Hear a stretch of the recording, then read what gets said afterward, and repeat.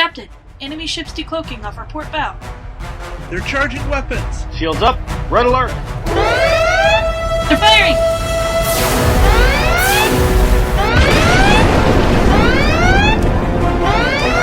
Containment failure detected.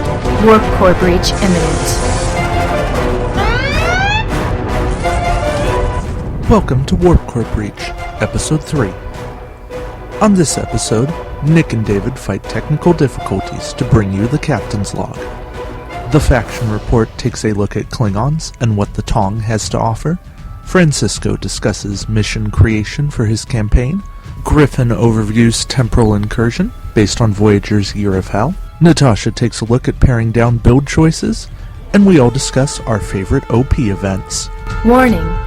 Warp core breach detected.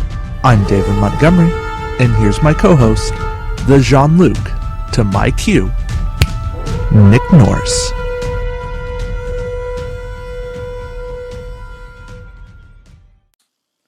Thanks, David. And thank you, listeners. Welcome to Warp Core Breach Episode 3. We've got a great show planned for you. I hope you'll enjoy it as much as we enjoyed making it. As you might have heard, we've had some technical difficulties with our communications array. We're currently running a Level 1 diagnostic and hope to have everything running tip-top by next episode. Indeed, Nick. Unfortunately, no promises. But we're doing our best. To put it in layman's terms, I am stitching together this episode, piece by piece. So if there's any disconnect, I'm at fault for the editing, but we're trying to make it sound as best we can, and we are relying heavily on our contributors for this one. So big thank you to all of them for making this episode the best that it possibly can be. Captain's Log, Stardate 2015-07.4. The past 2 weeks have been rather eventful for me. Last week I had the privilege of playing Q-OP-1, Encounter at Farpoint.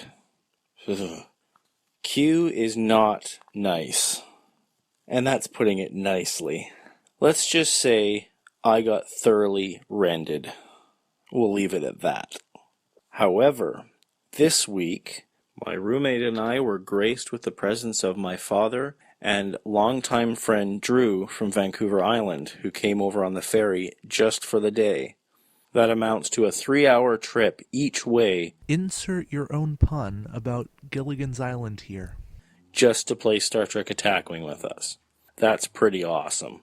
What made it more awesome is we played an epic 4-player game where Drew had a Borg swarm, Rob had a tactical cube with a simulation target prime that cloaked, my dad played a scimitar, a generic Riemann, and the Prometheus, while I played a mirror fleet consisting of the Mirror D, the Mirror Regent's flagship, and the Mirror Defiant.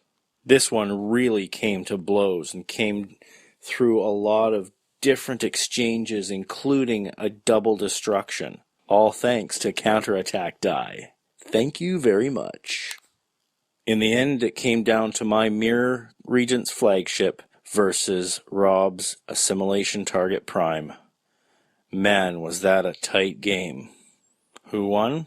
We all did. And that's all you need to know. Sounds like a great game, Nick. Speaking of great games, let's hear what Francisco has going on down in New Zealand.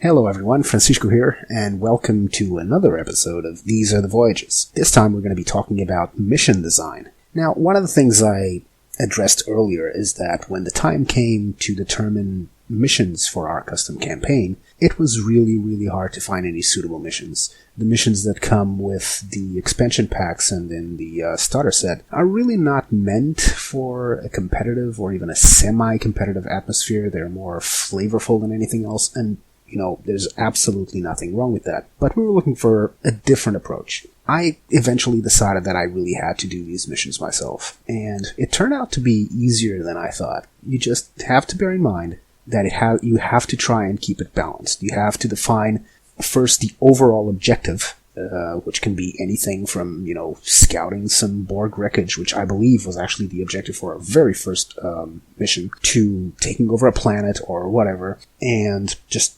determine who's going to be the attacker and who's going to be the defender, and really define what each side is supposed to be doing.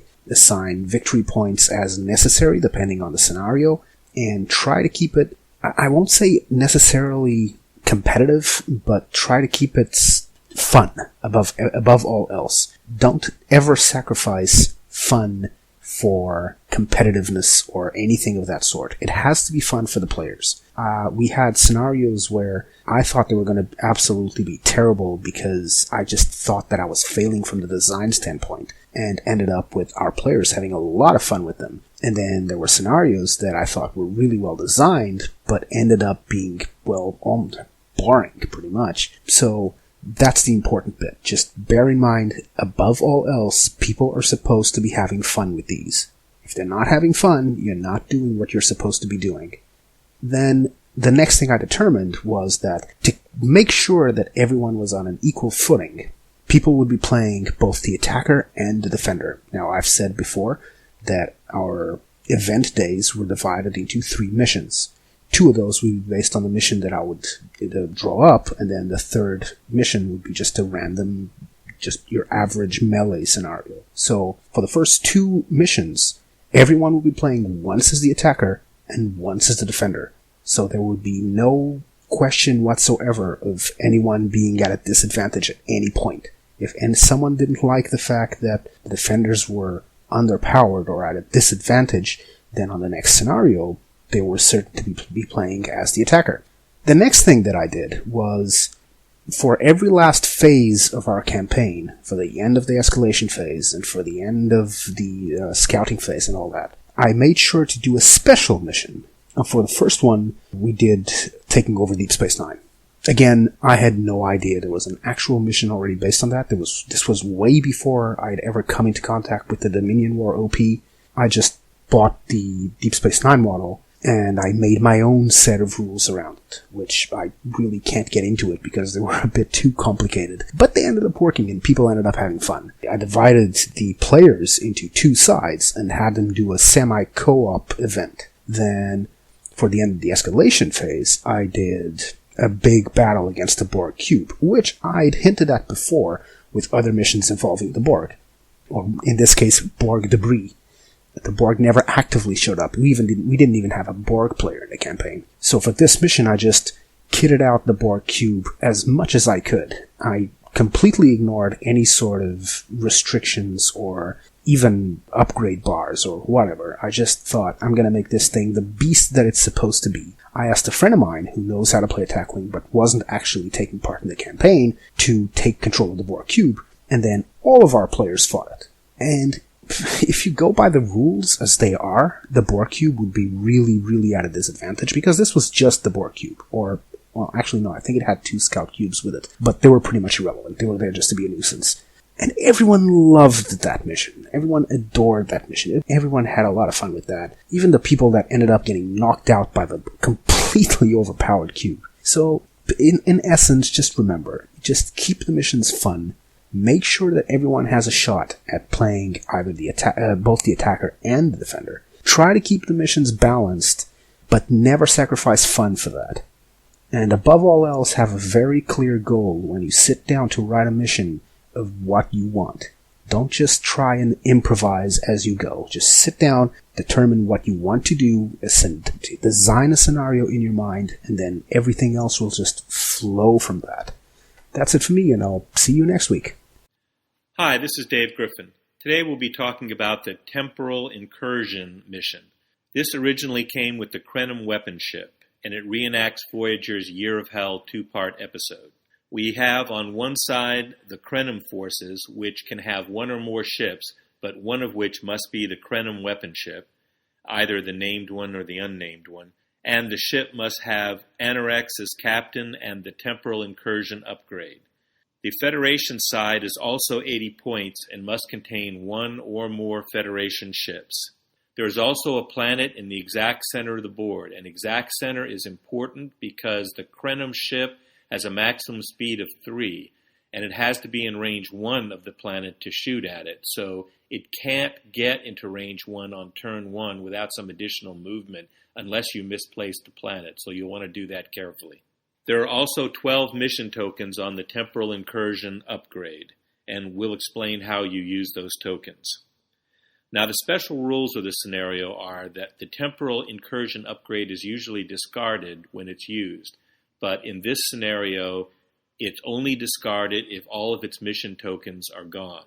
And the other additional rule is when the Temporal Incursion upgrade is fired against the planet, it does not need a target lock, where normally it would if it was used against a Federation ship.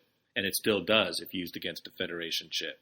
Now, those 12 mission tokens get used in the following way. If you fire against a Fed ship, you expend 1 token. If you fire against a planet but miss completely, you expend 1 token. If you fire against a planet and get at least 1 hit, you expend 1 token but you place it on the planet. If you fire at the planet and get at least 1 critical hit, you expend 2 mission tokens and you place those on the planet. I take this to mean that if you get at least 1 hit and at least 1 critical hit, you get 3 mission tokens expended, and all 3 of them go on the planet. It's pretty important for the Krenim to try to do that every time it fires, and I'll talk about some ways to do that. And lastly, if you have some upgrade on the Federation side, which would normally cause you to discard the Temporal Incursion upgrade, you merely expend a mission token. You do not discard it. So, on the Federation side, the Federation is trying to destroy the Krenim weapon ship before it erases the planet. It gets no benefit from destroying any other ship on the Krenim side, only the Krenim weapon ship. The Krenim must either erase the planet by placing 7 tokens on the planet, or it has to destroy all the Federation ships. Now, tactical considerations in this scenario, as I said, planet placement is important if you want to go for the planet. In fact, the Krenim do have those 2 options. They can either go for the Fed ships or they can go for the planet. But it seems to me that the planet is probably their better option. Because it doesn't need a target lock to go for the planet, it can use a target lock to re-roll.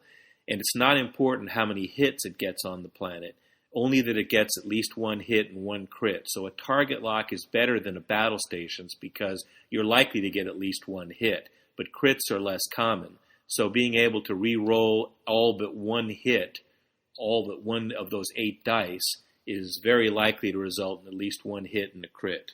And also, don't forget Anorex's perk. What he can do is he can disable an upgrade and re-roll a dice. If for some reason you haven't re-rolled some dice and you don't have a hit or you don't have a crit, that might be a possibility where you can re-roll that dice and get whatever you don't have.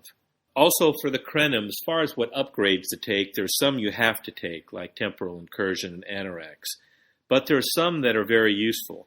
Upgrades like Spatial Distortion let you move, eliminate from the board, and come back no more than range 3 to a enemy ship. But you can be any range you want from the planet.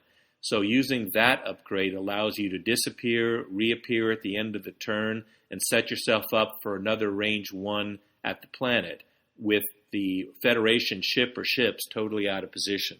Very good thing to take.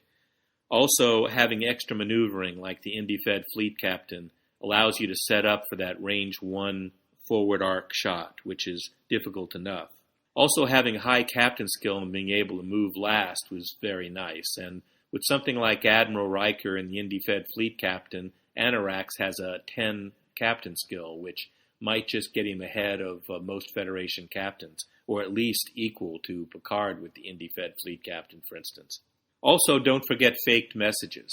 Faked messages can slow the Federation ship down, and that might make all the difference between the Krenim ship getting a free shot at the planet and getting attacked that turn. And don't forget, too, that the Krenim ship is unique in that it is both independent and mirror. So by all means, look at your mirror and your independent upgrades and go liberally from each one.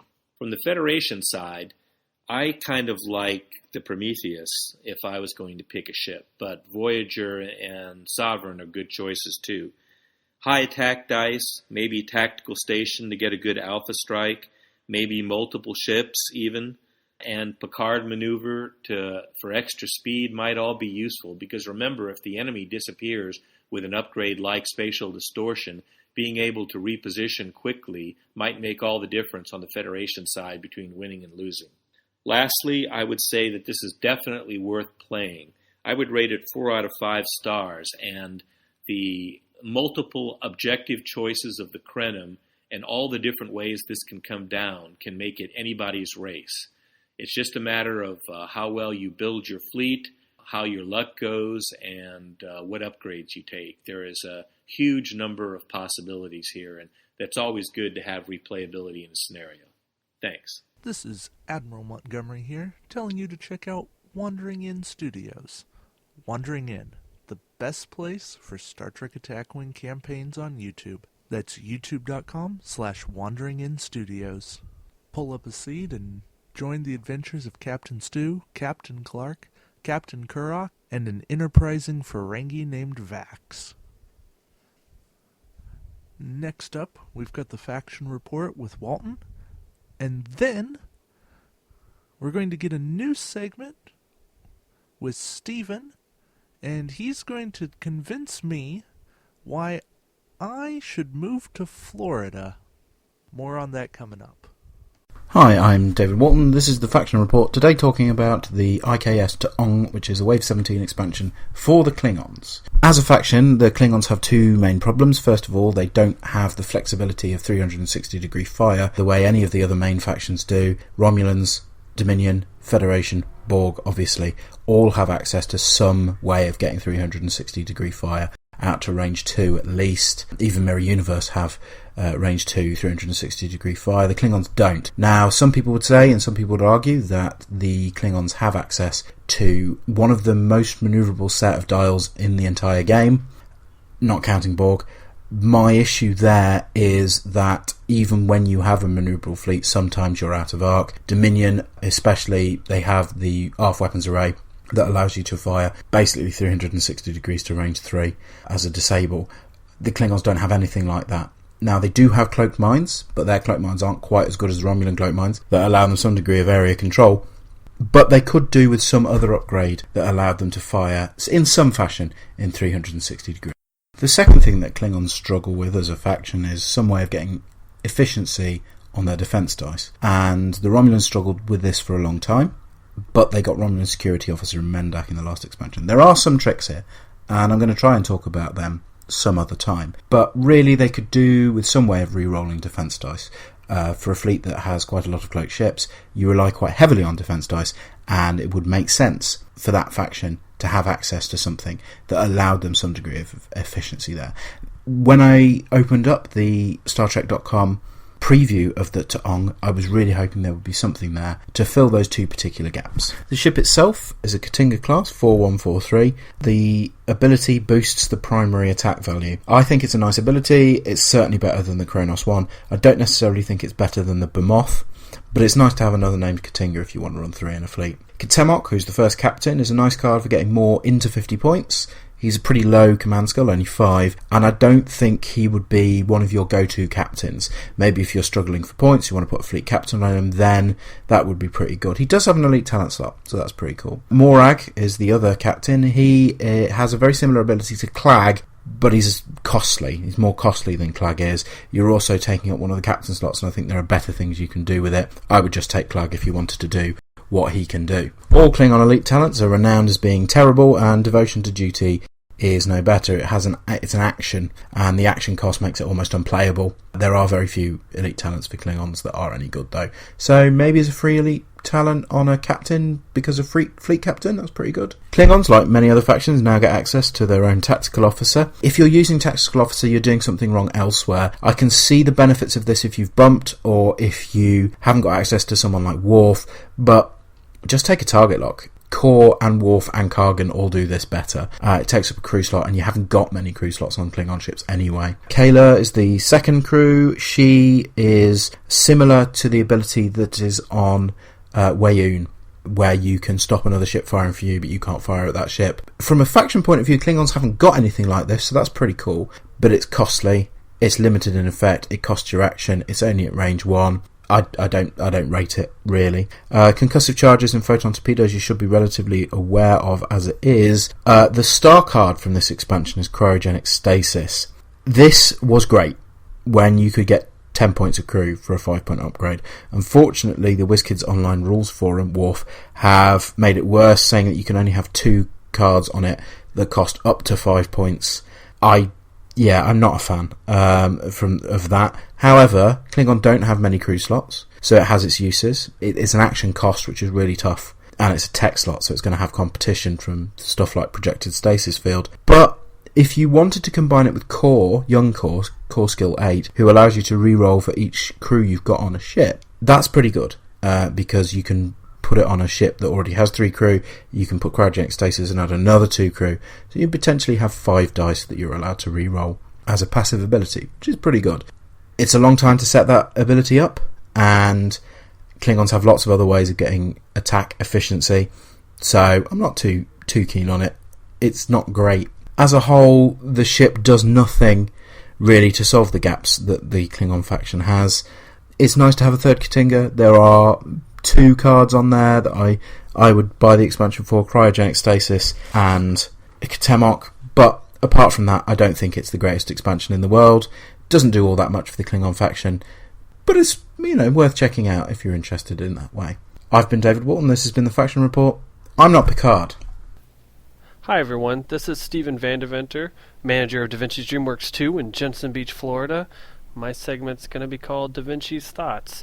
I'll talk about kind of random things that we do at my venue and just kind of thoughts I have about the game in general. So for today I'm going to talk about multiplayer and our venue's experiences with it and what we've learned. Back in December we did our first multiplayer game. It was called The Chase, based off the TNG episode. We did a $5 entry fee. The format was 60 points with the following special rules. Each player can only have 1 ship and it must be faction pure. You can have a resource pool of 12 points, meaning you can use any number of resources up to 12 points, but you can have no duplicates, like you can't have 2 fleet captains and so forth. Basically, the game I had already set up and had a plot in mind. The first thing I needed to do to make multiplayer successful is, after everybody is all set with their list and I review it, I need to get everybody's captain skills, write it down on a big board usually, or a piece of paper, both for movement and for attacking, because it makes the game go that much smoother when you could just shout out the next person who's going, or the players can just look at it. For this mission, we had about 9 planets out on the board, all different colored planets, basically everyone that we got from the OP event. One of them I knew was the planet that had the lichen on it, and what we had was a hangman style board. It had 3 words, so basically it was word number 1, 2, and 3, and then under each planet there was a couple of letters basically, and they were scattered about on the planets, and they would be like 1B, and it would suggest that there is a B in the first word of the sentence. And basically these words described where the lichen was. For ours, we did big purple planet. So the big giant purple planet had the lichen on it. Well, players had to send down away teams to find these clues. And the rules for that were: give your non-cloak ship an action, disable your remaining shields, place an away team token onto the planets. Away teams can perform a tricorder action and roll 2 dice for each away team token on the planet. Hits and battle stations count as 1 scan, while crits counted as 2 scans. A player needed to get 4 scans in a single action to find a clue for where the lichen was. If your ship was ever destroyed during the battle, though, you returned it to the starting point, which was scattered about throughout the sector. So we did this because we found out new players who were just getting into the game from our venue, because we have a lot of them. They would often do something wrong, maybe bump a planet, drop their shields and do something with like their away team and then get shot. And then they'd be out, especially with 1 ship, and that's not very fun. So we wanted to bring it back. And it represents the episode well, where basically the Dominion, the Cardassians, would shoot at them and disable them, and you'd have to figure out a way to get your ship back up and running and get back out there and find the Lichen. So that was the basic plot of what we focused on. The players were all scattered about, searching everywhere until they kind of got a clue of where it was. Now, a few factions had special benefits, like Klingons could opt to gain clues from attacking people. Ferengi players could opt to actually trade upgrades for information. Romulan players could sneakily look at upgrades if they're within range band 1, and Federation players can share with any other Federation player anywhere in the play area. And so once they kind of got an idea of where the Lichen was, everybody started to race towards it right away. And you had to get the same scan to find it. Well, we awarded an LE to the player who found it, and of course to our red ship winner. The event was pretty successful. We had 12 players in the event. What we learned from it was that some players do like to do the battle more than the mission. So since then, most of the time when we do multiplayer, we will award the player who destroys the most ships an LE, and we'll award the player who completes the mission an LE, and we always give out an LE for the red shirt winner. We find that this is the most fun when we do any type of multiplayer event. Sometimes we'll have neat starting zones, or we'll use the wormholes so players can come out of either one and you can kind of traverse the board easier. But the whole point is about having fun, and often we will just kind of pick an episode. I'll go through it. I'll usually watch it late at night. Then I'll go on Memory Alpha, read a little bit about more of the detailed, and I'll just kind of think about what I want to do. If I'm lucky and like the chase, there's already a mission made for it, I'll just kind of adapt from there and add my own twist on it. I like to surprise my players with all kinds of neat little tricks and so forth. So that's what we tend to do here. And it's worked out quite a bit. So maybe you guys can have some fun with some multiplayer in your venues, and I'll talk about it next time. I really do wish I had a store like Steven's. That's nothing against Gateplay, where I play. That's nothing against any other place. It's just that store sounds above and beyond what everybody else gets. So Steven, if I'm ever in the area, save me a seat. And here's Natasha with Dude, It's Just a Game. A perspective on Star Trek Attack Wing from someone who isn't completely obsessed. Hey everyone, it's Natasha. Thanks for listening. So David, what are we talking about today? Well, today we're talking about choices. Say you've got a pile of upgrades that you want on a ship, but you don't have the points or the slots. How do you decide what's really worth taking? That's a very interesting question, David. That's a situation I actually run across all the time because I'm a little bit upgrade happy sometimes. The situation I run into most frequently is that I've got a couple of really good, highly upgraded ships, but I realize that for the scenario, I need another one. So that's a situation where I would need to pare down the upgrades that I have in my build in order to have the points or the slots necessary. So there's a couple of different things I look at with that. The first thing I look at is high-cost discard cards. So these are cards that you can only use once. So if they cost more than 2 or 3 points, they're usually the first thing to go. Just because to use a slot and to use the points on something that I'm only ever going to be able to use once is kind of pointless to me. And if I need those points for something else, or I need that slot for something else, that's usually a much better use of the points.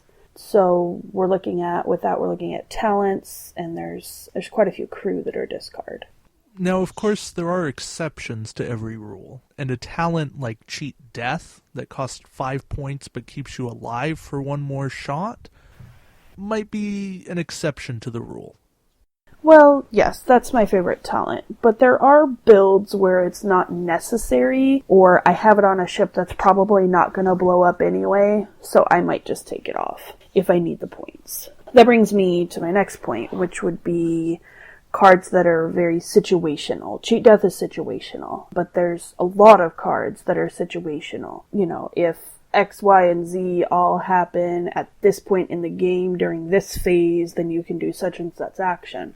They're usually really great. I'm usually really able to do a lot with those, but they're so situational that if the situation never happens, you've wasted a slot and you've wasted the points. So I usually don't find it worth it to keep those, especially if I need the points or I need the slot. Right, I like to call those cards, if it's raining in Brazil on a Tuesday, cards. There are things that will happen every once in a while, but you can't reliably count on it happening. And if you cannot force the situation by your own combo, then it's probably not worth taking. Right. Typically those cards get put in my builds because I happen to have the points or the space, or because I'm upgrade happy and it's a new release or something. But they usually get taken out eventually because there's just no way to guarantee that it's going to happen. Kind of the last thing I really look at when it comes down to paring down my build is weapons. Weapons are really great, and there's a lot of really great weapons out there. But there are some weapons that aren't even worth it. Weapons that don't give you very many dice. They might give you 2 or 3 dice. Weapons that don't let you fire 360. Weapons that only let you fire under certain situations. Again, that's situational, but weapons are usually one of the first things to go because most ships have a fairly effective weapon already on them. Right. There are always exceptions. If you can put a heavy hitting weapon on a ship with low attack dice, that's a boon. Of course, a weapon like Meganometric Guided Charge is a great thing for Borg ships. But what we're saying is, don't put photon torpedoes on the Scimitar because you're not helping anything. Right. And one thing I look at with weapons is, do I need to use an action, or do I have to target lock to use it? And if so, are there other options? So if it's really limited in the way I can use it, then it becomes not only an ineffectual weapon, but a situational weapon. And I usually just toss it. I very rarely run weapons, with the exception of like transphasic torpedoes, which are just awesome. Indeed they are. That's about it when it comes to deciding what to keep, what to toss. Those are just some of the things I look at. Of course, there's multiple different things. Really, it comes down to, when you look at each card, is it essential to what that ship is designed to do in your fleet, or is it just extra? And if it's extra, then just toss it. And don't be afraid to just try it out, see what happens, and sometimes it's the weird cards that you would normally cut that might actually make a difference in your fleet. Yeah, definitely. Those weird, interesting cards are really helpful sometimes. It all just depends on what your fleet is designed for. Exactly. And sometimes it's matchups. You just never really know. But ultimately it comes down to making hard choices. Yep, definitely what it is, and it's never easy, but, you know, like I said last week, there's all kinds of resources out there to help you kind of pare it down, and all kinds of people willing to talk it out with you. Alright everyone, so that's it for the second part of fleet building on deciding what to take, what not to take. Thank everyone for listening, and we'll see you next time. Until then, remember, dude, it's just a game. Next up, top 3 OPs. One thing not everybody knows about me is that I came into Star Trek Attack Wing almost a year late. So I never got to play the Dominion War when it came around the first time. So my top 3 picks come from the ones I've played since. First up, my top 3 pick is Tholian Web.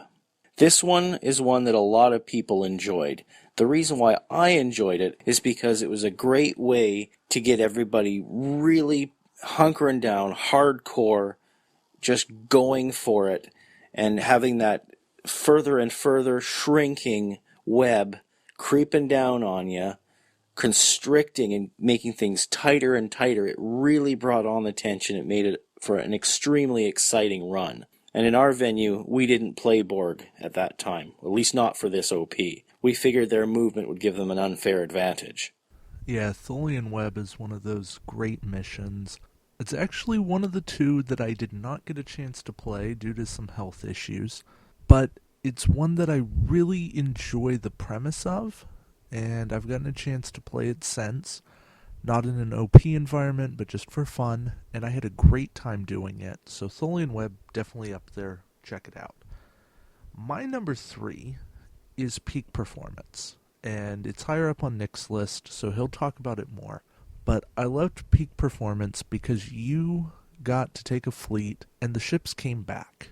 You didn't want to take a junk fleet that was just going to hand your opponent easy points. But a lot of ships became viable in this mission.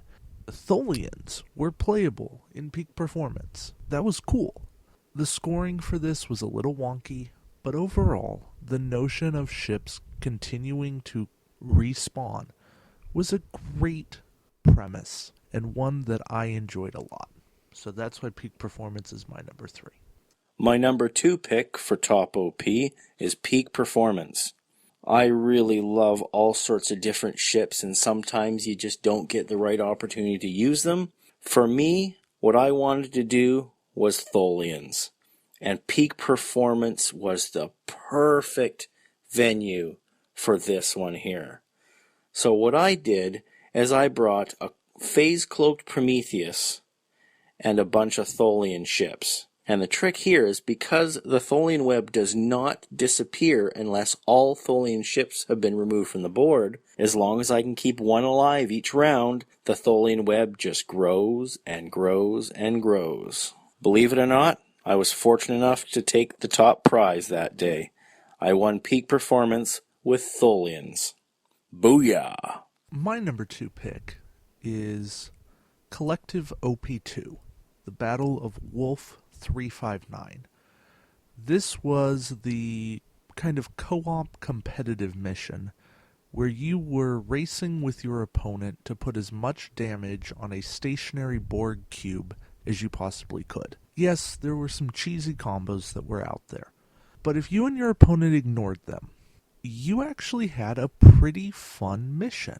What I found really cool was that you wanted to be close, but you didn't want to be so close that you were getting shot at. You had to blend offense and defense very well, and that you weren't concerned about attacking your opponent. It was a nice change of pace, and for that reason, I liked the Battle of Wolf 359. My number 1 pick for top OPs has got to be Arena. This OP added a different twist to the game, where instead of just jousting and trying to hammer it away at each other, it gave us the opportunity to go head-to-head. Kirk versus the Gorn. Picard versus the Beast at Eladrel. Your end objective may have still been the same, eliminate all the opponent's ships, but now you had one more way to stick it to the enemy. And if you had the means to take out their captains fighting on that planet, mono and mono with no shenanigans, bring it on. Arena is another great pick, Nick. And sadly, that's another one that I missed due to some health concerns. But it's also one that I've gotten to play, and I can say that it's a blast. So definitely go play that. My number 1 pick is completely unconventional, but that's me sometimes. And that is Dominion OP3, The Siege of AR 558. This was the planetary battle where you had to take actions to beam down troops, and you could spend attacks to help them fight the battle. And I just loved the back and forth, the balance you had to do, building a fleet to fight a space battle, but having enough ships to actually encourage a ground battle.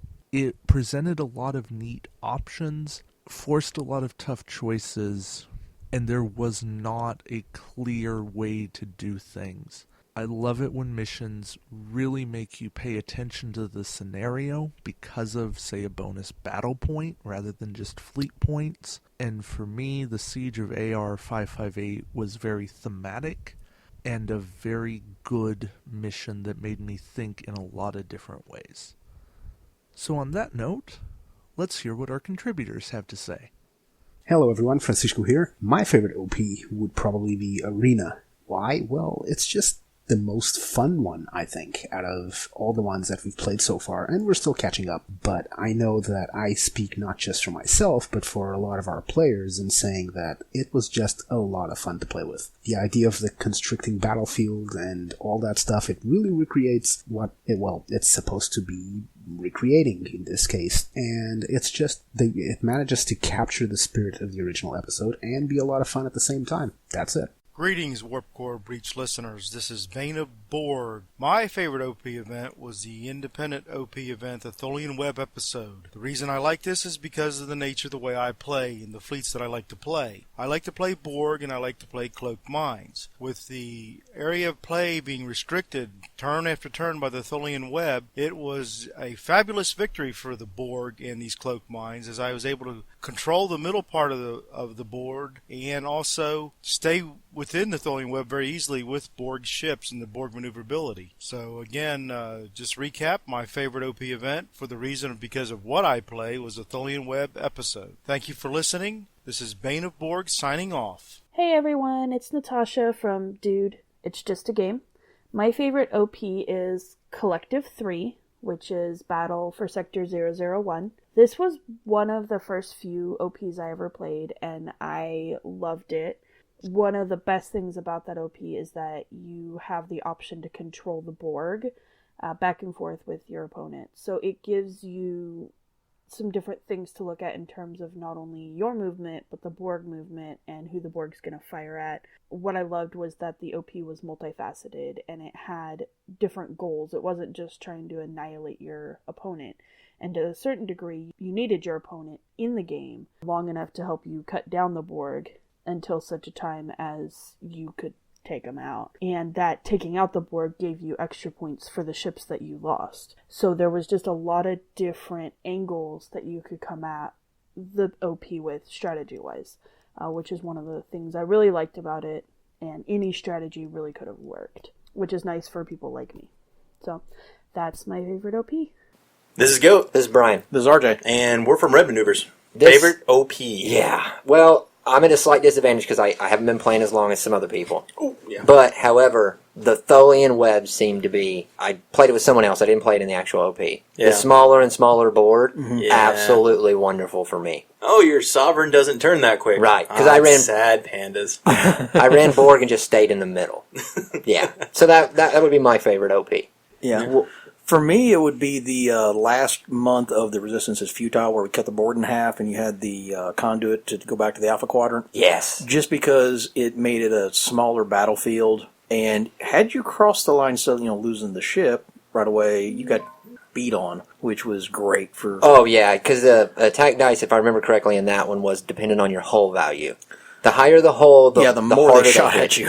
And Cloak, and Cloak didn't matter because they shot outside of the attack phase. Yeah. Which means Cloak didn't apply. Yeah, and back then, whenever I played that one, we still had the Borg. Oh yeah, me and you, Borg. Yeah, we were covering things up back then. Let's just stay in the middle of the board and shoot. Because I know you're not going over there. Yeah, well, exactly. Well, unless you took something that was Borg, you weren't going into what was considered Borg space because you just have enough hull. Right. And I would have to go with, I really like the Arena. It was a really good, fluffy OP event. It was also one of the first episode ones, that and Tholian Web. And it made you build a list that wasn't as ship dependent as you would in a normal straight up dogfight. That was more officer dependent. Yeah, it was officer and captain dependent because you tagged each other captain skills and you had to take so many turns to teleport your crew down. So those were all factors you had to play in the game. Now, I never got to play it, but it sounded interesting with the gun platforms, whichever one that was. Oh, it was one of the Dominion ones. Yeah, that sounded wonderful. Never got to play it. Well, the one I would love to play is, I think, a regional qualifier, and that's the Matari Nebula. Oh, that looks really funny. Oh, okay. Really fun to play. All right, funny. We'll give those a go sometime. Yeah. Everybody have a good one. Have a good. This is Steven Vandeventer. I, as a player, have only got to play in one, because since I manage the shop and I'm the one who runs the events, I often don't get to play except for practice or to help out some of the other players. So I'm going to say the favorite one that I ever ran in the store was the Arena. I had a lot of fun running this, and this is after WizKids clarified and changed that you cannot put people facing towards the board edge and they instantly lost, basically. I thought it was very thematic to the episode. I really liked that the captains got down the planet and they battled it out. It was cool. And then there was a space battle afterwards. I thought it was very fun, very thematic, and I looked forward to seeing more that were like it. And there have been a lot like it, but so far, out of what I've run, that has been the most fun for me. I look forward to hearing what everybody else likes. I'll see you again next week. Bye, guys. Thank you all again so much for listening. We truly appreciate it. I hope that talking about OP events goes to show you that there are some really interesting ones out there. Not every single one is amazing, but there are truly some great missions out there. Go out, try some of them. You might just discover a new gem. Warp core breach in 10. And as the countdown behind 9, me is telling me, it's 8, time to get out of here. 7, 6, 5. So until next time. 4. This is Nick. 3. And this is David. 2. Ejecting the core. Warp core ejected. Warp Core Breach is produced by Nick Norris and David Montgomery, with additional content from our contributors. Our computer is voiced by Corinne Donnelly. We are neither affiliated nor associated with WizKids Games or CBS Paramount. All sound files are used under Creative Commons 3.0 by attribution. For specifics, please visit our Facebook page by searching Warp Core Breach Podcast. If you want to contribute to the show, let us know on the Facebook page, or you can email us at warpcorebreachpodcast@gmail.com. Wow, I totally misspelled engage. Enough to be shot. E-N-G-A-N-G-E. Engage? Engage. Sounds like a ZZ Top song. Isn't that ZZ Top? Oh.